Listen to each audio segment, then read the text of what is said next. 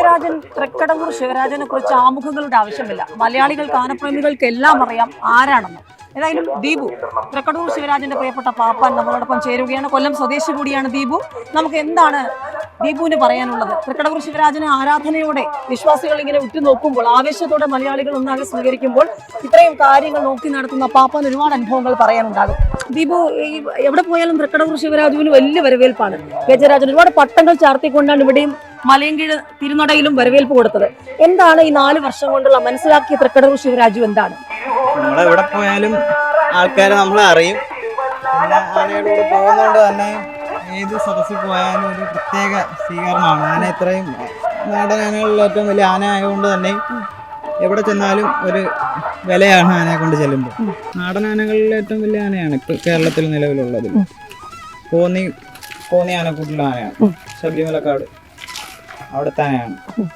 പിന്നെ ആനയുടെ പ്രത്യേകത എന്ന് വെച്ചാൽ ആനയുടെ ഭംഗി തന്നെ. ആന ബാക്കിയുള്ള ആനകളെ കണക്കൊന്നുമല്ല, അത്യാവശ്യം വാശിയും കാര്യങ്ങളൊക്കെ ഉള്ള കൂട്ടത്തിലാണ്. പുള്ളിയുടെ കുറെ കാര്യങ്ങളുണ്ട്, അതൊക്കെ നമ്മളങ്ങ് വിട്ടുകൊടുക്കണം. ചക്ക കഴിക്കാൻ പോകുമ്പോഴും അങ്ങനെയൊക്കെ കുറെ പുള്ളിക്ക് ഇഷ്ടപ്പെട്ട കുറെ കാര്യങ്ങളുണ്ട്. അതിലൊന്നും നമ്മൾ കൈയടത്തരുത്.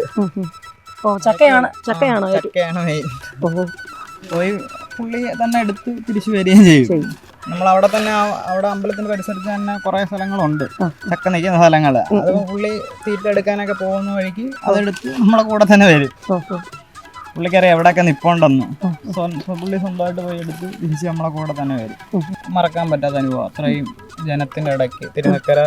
പിന്നെ അത്യാവശ്യം വലിയ പൂരങ്ങൾ, ഇപ്പോൾ 13 ലക്ഷത്തിന് പോയതൊക്കെ ഭയങ്കര അടിപൊളി പരിപാടിയായിരുന്നു.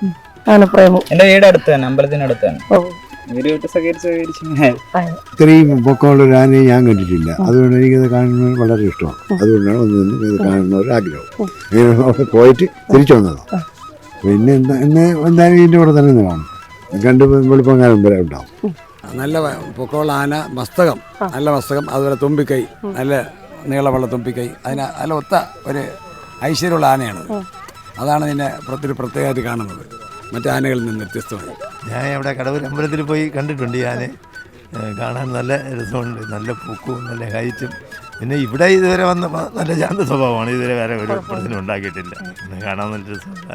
ആഗ്രഹം കൊണ്ട്, ഇഷ്ടം കൊണ്ട് ചേച്ചി വിളിച്ചുകൊണ്ട് പോയി. എൻ്റെ ചേച്ചി, അങ്ങനെ ഞാൻ കൂടെ പോയതാണ്. അമ്മയും ഞാനും എല്ലാ ഉത്സവത്തിന് പോയി ആനയെ കണ്ടു. ആനയെ ഇഷ്ടപ്പെട്ട് 2ാമത്തെ പ്രാവശ്യം ആനയെ കാണാൻ വരികയാണ്. എന്തുകൊണ്ടാണ് ഈ ആനയോടുള്ള കൂടുതൽ ഇഷ്ടത്തിന്റെ കാരണം എന്താണ്? ചേച്ചിയാണ് ഇതെല്ലാം കൊണ്ട് കാണിച്ച് അങ്ങനെ ഇഷ്ടപ്പെട്ടത്. അങ്ങനെയാണ് കാനക്കമ്പം കാണാൻ കാര്യം. അങ്ങനെ ഇനിയിപ്പോൾ വൈകുന്നേരം ആറാട്ടിന് വരും. വേറെ ഏതൊക്കെ ആനകളെയാണ് ഇഷ്ടമുള്ളത്? മംഗലം കൊന്നുകാരനെ പാവം പിടിച്ച ആനയാണ്. ഉണ്ണിമങ്ങാടും ഇഷ്ടം തന്നെ. ഫോട്ടോ എടുത്ത് കഴിഞ്ഞ വർഷം.